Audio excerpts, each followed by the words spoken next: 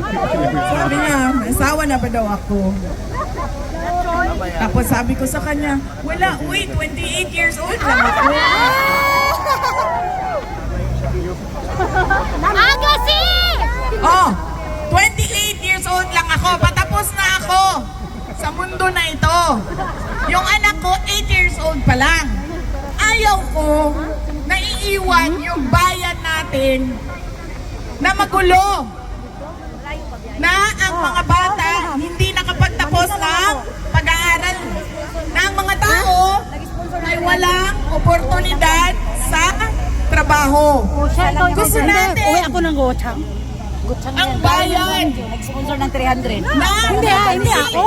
tayo kailangan umalis dahil sa pangangailangan.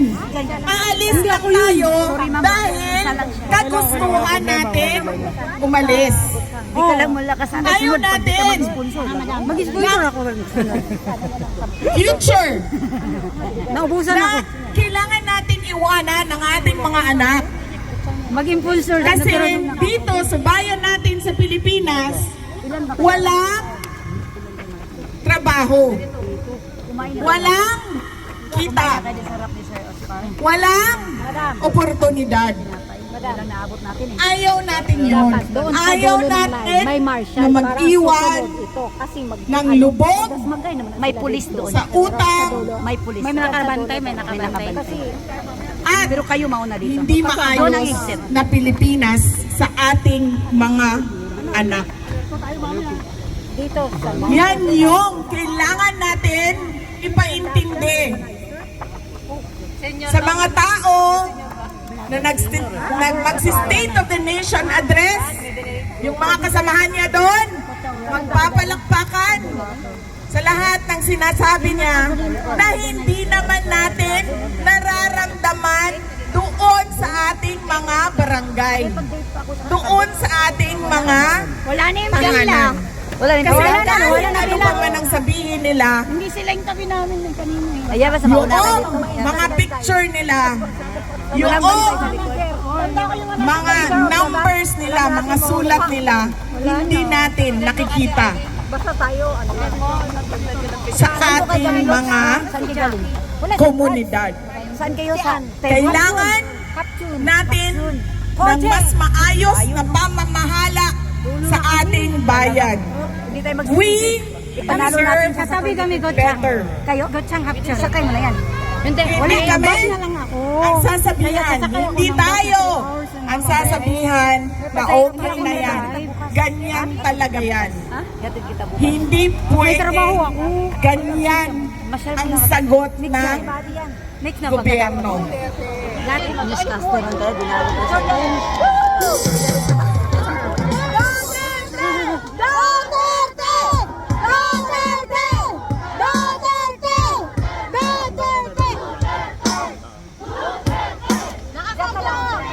Alam nyo, kahit saan ako pumunta, yan ang sinasabi ng taong bayan sa akin. Pero paalala ko lang sa inyo, hindi ito trabaho lang ng isang tao, ha?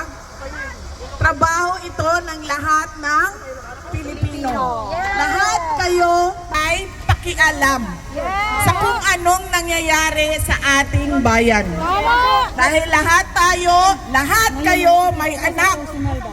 Kayo lang. Dalaga pa ako. Dito sa Korea. 28 years old lang ako. Dahil lahat tayo may anak. At lahat sila nandoon sa Pilipinas. Ayaw natin na ang ating mga anak ay tulad ng pinagdadaanan natin, nabubwisit sa araw-araw na stop na. Kanina yan. Pulis na dalawa. pangit na kalagayan ng ating bansa. Ang gusto natin, hindi nila pinoproblema ang sweldo, ang pagkain, Bakit na ginagawa natin to? ang kung ano pa yung kailangan na pambayad ng upa, pambayad ng kuryente, pambayad ng tubig.